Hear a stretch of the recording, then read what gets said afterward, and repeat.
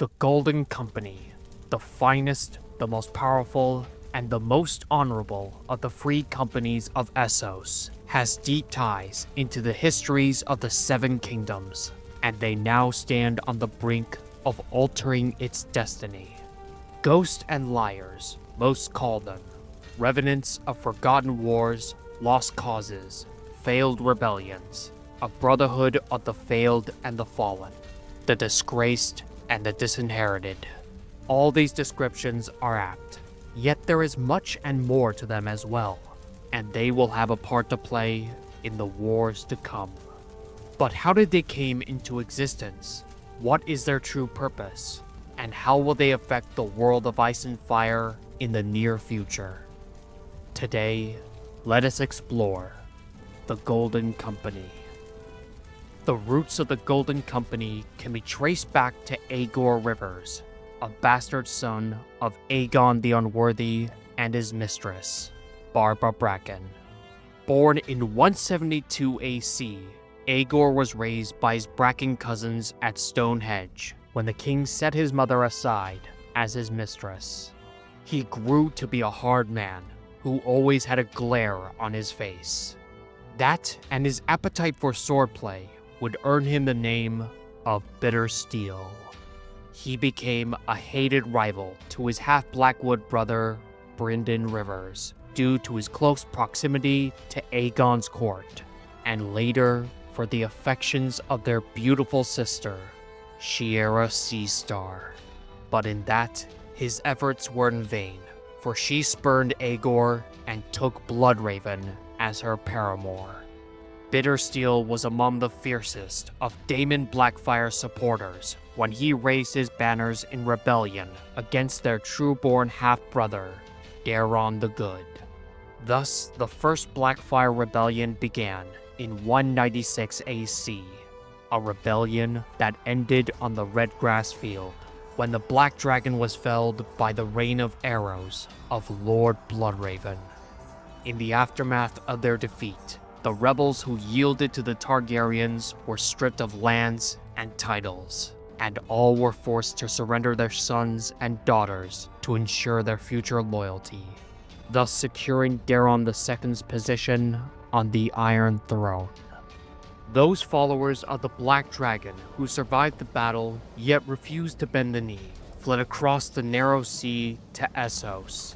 Among them was Bittersteel and the surviving sons of Daemon Blackfyre, along with hundreds of landless lords and knights. Some, like Rivers, joined the Second Sons, while others signed on with the Ragged Standards or the Maiden's Men. But as the years went by, Bittersteel saw the strength of House Blackfyre scattering to the four winds, and so, in 212 AC, he rallied the exiles together under a new banner, and thus the Golden Company was born. For their words, they chose, "Our word is good as gold," while their war cry, "Beneath the gold, the bitter steel," pays homage to their founder. The repute of the company would soon be put to the test at Qohor. When the city's rulers refused to pay for their services, Bittersteel dared what even the Dothraki failed to do. He sacked the city, looting and pillaging in their wake. After filling his coffers, he declared that unlike other sellsword bands, the Golden Company would never break their contracts and would expect the same from their employers. And unlike the myriads of free companies that wander the disputed lands, the men of the Golden Company refused to see themselves as hired killers, but rather a brotherhood of exiled Westerosi knights who would one day cross the seas and reclaim their homeland. And for the better part of a century, they tried. The Golden Company launched many invasions into Westeros in 3 of the 5 Blackfyre rebellions, determined to claim the Iron Throne for House Blackfyre. All ended in failure, for the Blackfyre cause was as threadbare and tattered as their banners, and each of the pretenders met a bad and bloody end.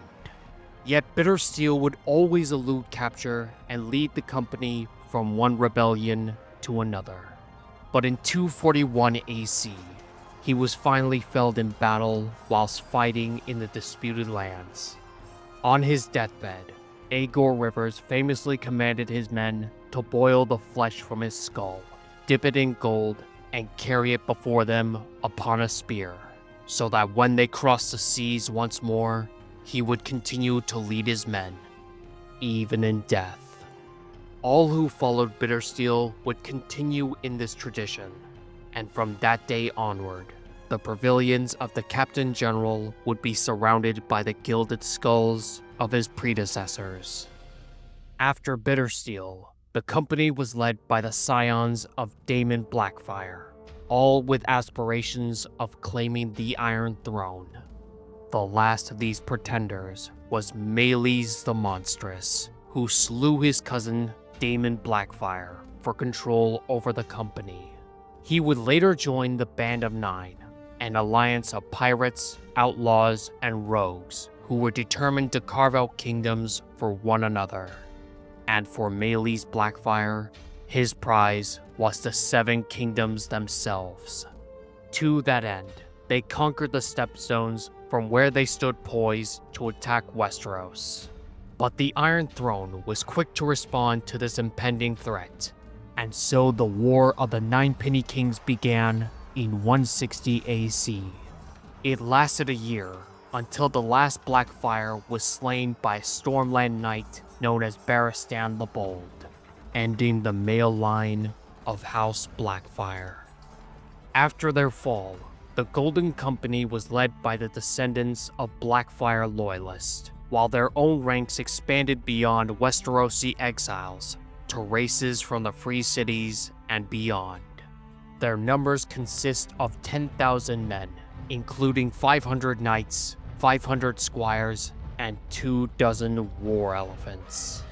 Though far from being dragons, these massive grey beasts had been accounted as the most powerful weapons of war in the known world, and they soon became the pride of the company.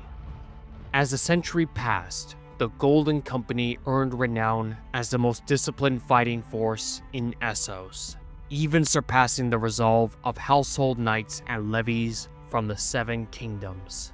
Though Aegor Rivers had no children by his Blackfyre bride, it was truly said that the men of the Golden Company were the true heirs of Bittersteel. Before the outbreak of the War of the Five Kings, the company was led by Myles Toyne, a fierce but fair man.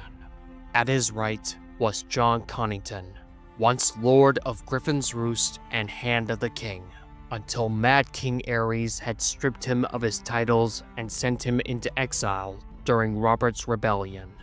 5 years after the war, Connington and Toyne were approached by Magister Illyrio Mopatis of Pentos and Lord Varys, the Mad King's old spymaster. They revealed that Prince Aegon, the infant son of Rhaegar Targaryen, had survived the sack of King's Landing during Robert's Rebellion and was in hiding in the Free Cities. And so, the four of them made preparations for an eventual Targaryen restoration. But the Griffin Lord remained an impediment to their plans, so Connington needed to be removed from the board. To that end, it was put about that Jon was driven from the company in disgrace after he was caught stealing from the war chest. Afterward, news spread that he drank himself to death in Lys as a broken man. Songs may be sung for gallant exiles, but thieves, drunks, and cravens are easily forgotten, as the spymaster had famously told him. In the years that followed, Connington would dedicate himself in raising and protecting Prince Rhaegar's son, under the guise of the sellsword Griff, and the prince as his son, young Griff. In 196 AC, Myles Toyne passed away, and his paymaster, Harry Strickland, succeeded him as the Captain General, well aware of the conspiracy. Under the plump, cowardly, homeless Harry, the company was under contract to the free city of Myr, as a war between Tyrosh and Lys loomed. But in 300 AC, for the first time in its history, the Golden Company broke its contract, and many fear that they had been hired by Stannis Baratheon in his bid for the Iron Throne. But in truth, the company marched east, not west, towards Volantis, the oldest and proudest of the 9 free cities. As it happened, Illyrio and Varys had orchestrated the company to converge on Volantis, but not to attack the city, but to meet with Jon Connington and his prince, and await the coming of Queen Daenerys Targaryen. They had planned on marrying Prince Aegon to his aunt, thus gaining the strength of her powerful army of Unsullied, as well as her 3 dragons. And with their new king and queen, the exiles would cross the narrow sea and finally claim the Iron Throne.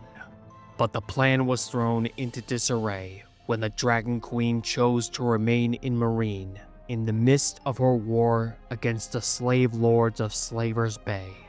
Frustrated by the ever-changing plans of the Lord of Cheese and the eunuch Spymaster, the captains of the company chose to follow Prince Aegon and Lord Connington in sailing west instead of east, abandoning their plans to wait for Daenerys. Sailing from Volantheris, the Golden Company brought their full complement of knights, horses, and elephants to bear, while boasting no banners, hoping to take the Iron Throne unawares. However, a massive storm scatters their fleet off the coast of the Stormlands and the Stepstones. After a quarter of the company lands on Cape Wrath, Lord Connington leads the men in reclaiming his ancestral seat of Griffin's Roost. After dispatching every raven from the Maester's rookery, they rammed through the gatehouse and scaled the castle walls. Catching the garrison unawares, they lost no less than 4 men. In the wake of their victory, Estermont, Mistwood, Tarth, and half of the Stepstones had also fallen to the might of the Golden Company. Now the invaders stand poised in capturing many of the castles throughout the Stormlands, from the Rain House of the Wilds to the Morrigan seat of Crow's Nest.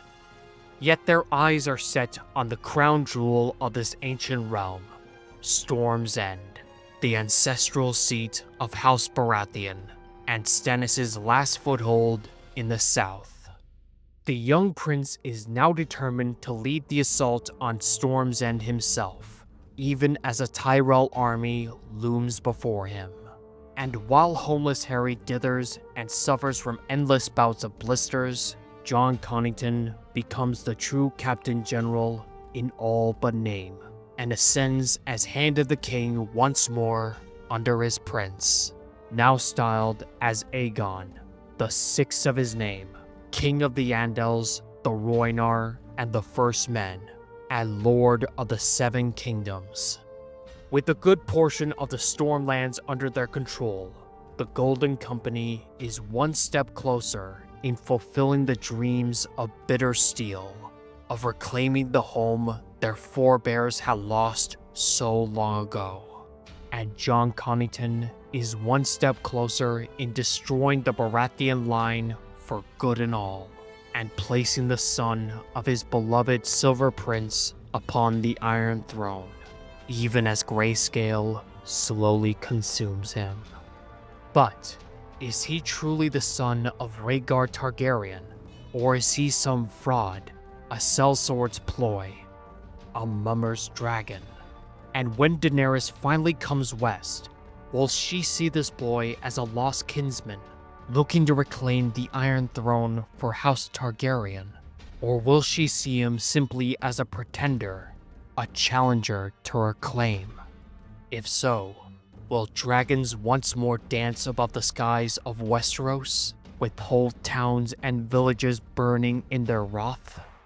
These are questions no man can say, not until the ravens fly upon the winds of winter.